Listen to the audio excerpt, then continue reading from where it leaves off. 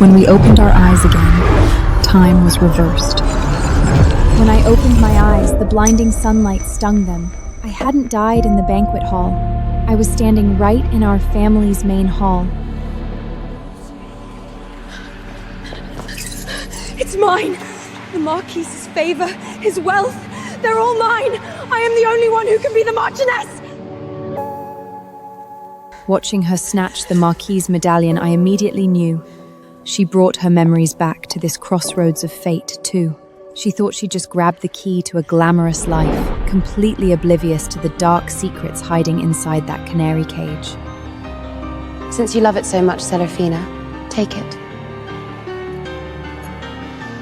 Serafina thought she had snatched the key to happiness, but little did she know, she was opening the gates of hell with her own hands. As for me, I'll take this rusty iron ring and go meet the lumberjack our whole family looked down on. The air in the hall froze. My father, the Baron, frowned at me. In his eyes, there was nothing but family interests. Our grandfather once made an unbreakable blood oath with the Ranger of the Mist Forest. Our family must offer a daughter to marry his son, a lowly lumberjack.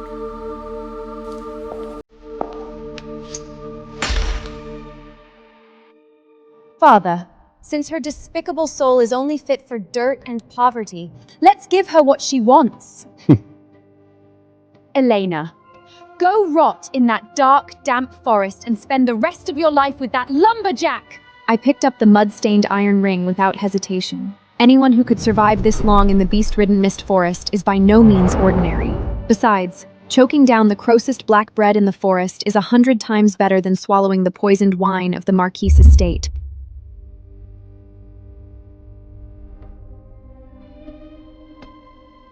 Remember your words today, Serafina. I hope the Marquis' jewels can fill your greedy soul. To keep me from embarrassing the family at the castle, my father kicked me out that very day. Standing in the square with nothing but a battered wicker suitcase, I saw my husband for this lifetime for the very first time, Aliston. He stood there like the most aloof frostwolf from the extreme northern Icelands, completely ignoring the disgusted looks from the passing noble servants. Hey, tree chopper, here's your bride. Now take her and get out of our sight. Your filthy feet are dirtying the castle grounds. It's not too late for you to back out. There's no fine velvet or dazzling jewels in the Mist Forest. Just biting winds and bloodthirsty beasts. I have no need for those false, frivolous things. All I want is a place where I can grow my flowers in peace.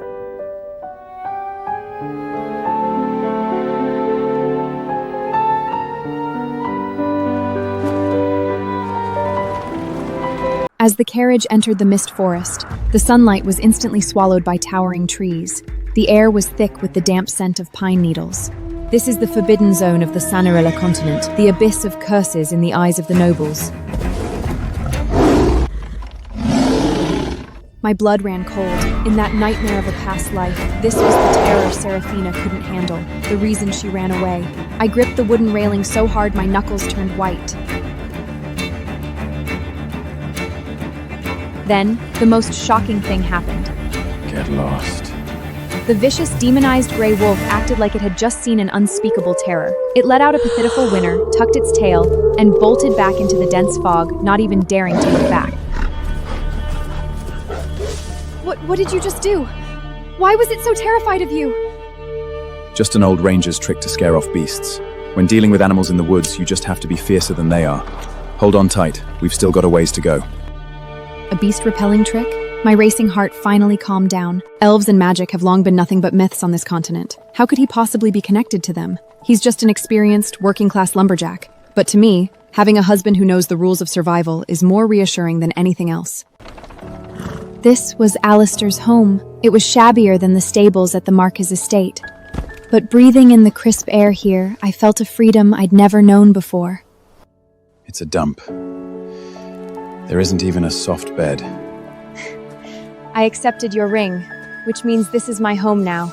Like I said, I'm not afraid of hard work. I want to till the soil here and plant flowers everywhere. Alistair watched me bustling around in silence. A subtle trace of emotion flickered across his cold, frosty face. He didn't know that after suffering through hell, I cherish this peaceful patch of dirt more than anyone. As long as I have my freedom, I'd gladly embrace a life of poverty. I took off my cumbersome outer robe, left only in a thin linen undergarment. Grabbing a ragged cloth, I stepped onto an abandoned oak wine barrel in the corner, trying to clean the dusty antlers hanging on the beam. I think we need to make this place look a little less like a troll's lair first. Get down, that barrel is rotten.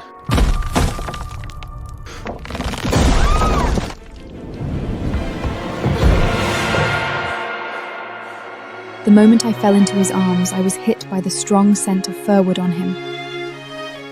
We were so close. Close enough for me to clearly feel his heart pounding wildly against his chest, and his hot breath brushing across my cheek. That barrel was completely rotted out. You almost fell.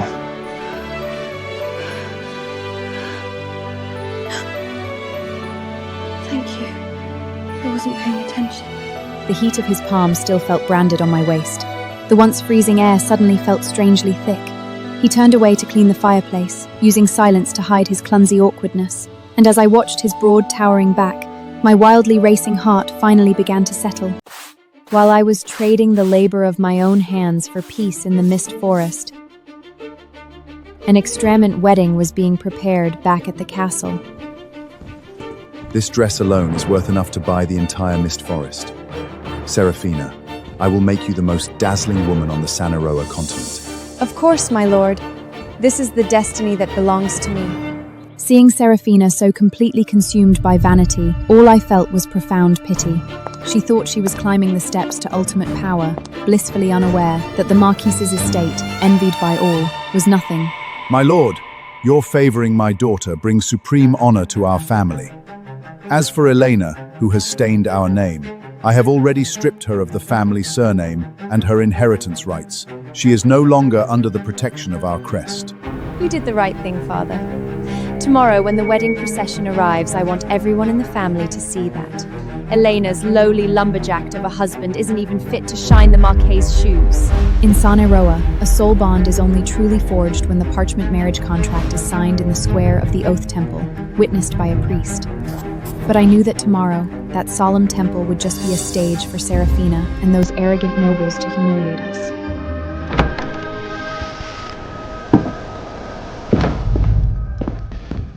Tomorrow, we go to the Oath Temple. Alistair, the Marquis's wedding procession will be outrageously extravagant.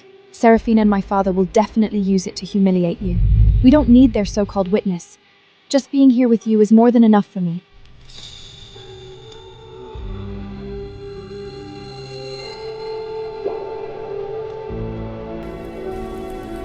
It's your ceremony. I don't want to miss that. He placed the glowing fruits on the table. It was a plant I'd never seen before, radiating a magic that calmed the mind. My breathing slowed, and the tension in my shoulders melted away. Looking at his broad, mightless shoulder, I truly felt that long he is with me, I could face entire world the mocking without an ounce of fear. In the square of the Oath Temple, the massive sacred fire braziers were blazing. In my nightmare of a past life, this was the beginning of my suffering. But in this life, it was Seraphina's carnival, where she thought she had reached the pinnacle of power. My God! Is this the grandeur of a marquise with boundless wealth? It's lavish! Even the horseshoes are solid silver. Look over there! Elena, the one kicked out of the family, her dirt-poor husband actually showed up. The surrounding nobles glared at us with extreme contempt, like they were looking at a filthy rat that had wandered into a crystal palace. Seraphina, weighed down by that diamond-crusted dress, strutted arrogantly toward me on the Marquis's arm. Good heavens, Elena! You reek of rotting wood on the sacred day we present our marriage scrolls to the gods. I'm going to faint from the stench. You bottom-feeding peasant from the Mist Forest. The crimson carpet of the temple's main altar isn't meant for people with mud on their boots. Wait until we've signed under the priest's witness, then you can crawl in and sign your cheap little contract. I don't want my souls get stained by you. The Marquise's clueless guests were too busy laughing to sense the danger. But somehow, the pure white steeds pulling the golden carriage went weak at the knees. They all collapsed to the ground in unison, nearly flipping the carriage over. The horse is going mad! My lord, no matter how magnificent your carpet is, it can't mask the rot festering deep inside someone's soul. Alistair, let's go home.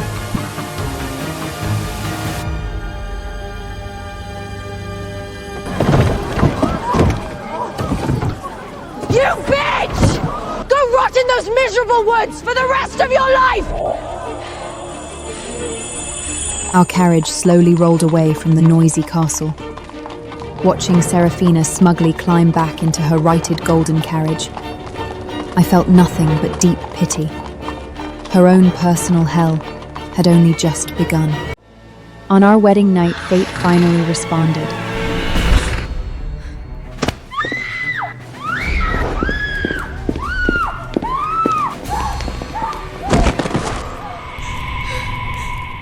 My lord, what are you doing? I'm your bride! Bride, your family took my blood money. Now, every scream you let out and every drop of blood you shed will be used to entertain me. The Marquise was an absolute sadist. That's exactly why he had such a vile reputation. Seraphina was finally getting a taste of the excruciating pain I suffered in my past life. The price of that gold was endless torture. And meanwhile, I was sitting peacefully in a drafty cabin in the Mist Forest. Open it. There are no vaults in the Mist Forest. This ring wasn't adorned with any gemstones, but to me, it was more precious than all the jewels in the world. This is... It's woven from a resilient vine only found in the deepest part of the Mist Forest. As long as you wear it, I will protect you forever. It's the only token of my vow I can give you. In those twisted memories, the Marquise imprisoned me with heavy gold chains, but in this life, this seemingly rugged lumberjack gave me his ultimate protection with the simplest of vines. I smiled and slipped the ring onto my finger. It was a perfect fit. Thank you, Alistair. This is the most precious gift I've ever received. The days in the Mist Forest were peaceful and fulfilling. I started tillering the land around the cabin and planted flower seeds I bought from the market. Alistair would leave early and return late every day. He told me he was heading deep into the forest to chop the toughest hemlock to trade for our winter provisions. But